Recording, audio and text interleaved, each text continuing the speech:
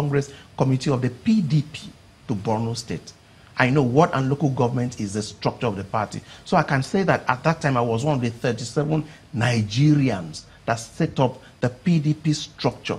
So I'm talking as an informed person politically, not just administrative, but taking part and then coming out. I'm talking as an informed Nigerian. So when people pay to buy their forms, I'll tell you what it is. I'll tell you what it is. Politics today is enterprise. And the players are playing the game well. They are giving us the script. We need to sit down and move government from being an enterprise and all of us are getting wrecked to what it ought to be. So we need to come here and change the narrative completely. So what happened? Why didn't you win if you knew all this? Yeah, because I won. The governorship? Thank you. Winning. We need to understand what mentality is. Winning is doing what you set out to do. What did you set out to do? I set out to Wasn't it to be elected as governor? No, that's the point. That wasn't why you went. I'll tell you this. I set out to sell a product. We have different concepts of winning. I'll tell you this. And people have to, I want to win. No, people either buy the product or reject the product. Did they buy your product? No, they didn't buy. That doesn't make you a failure. It just makes it that a day will come when people will call you a visionary, that you were above your time, that the things you saw, they wish they had seen it then. All right, I don't want our people to regret. We'll be back in a minute. Oh, I think we should even take a look at some comments from people, but who knows? Let's see what happens after this break. Don't go away. Let's hear Mr. Ezekiel tell us one thing. How do you achieve free, fair, credible elections? Number one, I was privileged to have a very long meeting with the chairman of INEC.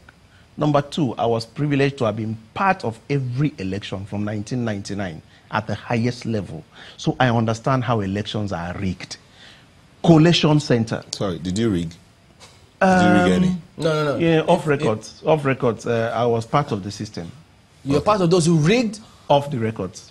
Said off the records. Off the records. So nobody's hearing that. Okay. And sad. You know, there was a day, well, let me not go into that story. I came back home and I sat down. My wife was like, what's the problem? Did you lose? I said, no, we won. But darling, your husband that preaches all sorts of things, you need to see what your husband supervised. And that was a simple truth. So what happened? How do we stop it? How do we stop it? Number one, collation center. What this present INEC is doing, we must follow them bumper to bumper till they allow every result to be pasted at the collation, at the polling units. You would have destroyed rigging election by a minimum of 60%.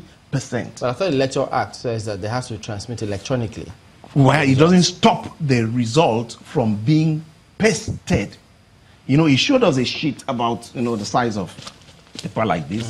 You know, that the results sheet that they sign, and you and I don't have access to. So if you spoke to INEC for 3 hours, yes, 3 hours. Have they been doing it in the previous elections? No, they've not been doing it. But he says, well, I don't know, but for me, it's an improvement. He says, it's going to be done. And it's my duty to use a megaphone and tell Nigerians, this is what INEC wants to do. We'll see if he does it for Osun elections and the Ekiti elections. I don't know about those. No, but I know he's still putting things together. But what he's saying is that he has to demonstrate part of what they want to see. I agree. We need to see INEC do that. Yeah, for me, every Nigerian know that this is what INEC chairman said. Let's hold him to it, that every result must be pasted at the polling unit. Ekiti so that and Osun will be a test case. We will know him by what he does in those areas as a result, maybe what he may likely do. But let's support. Let's by all means, let's support and hold them accountable. Yeah, exactly. That's the way we support, holding them accountable. Ezekiel Etok is the DG Nigeria First project, and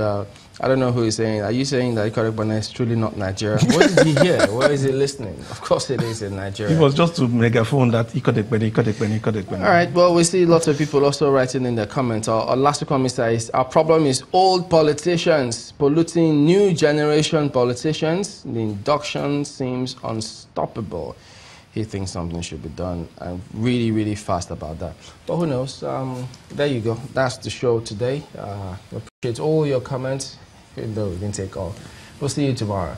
I'm Chamberlain Uso. I'm Neota Igbe. Hopefully tomorrow we'll get to take more of your comments.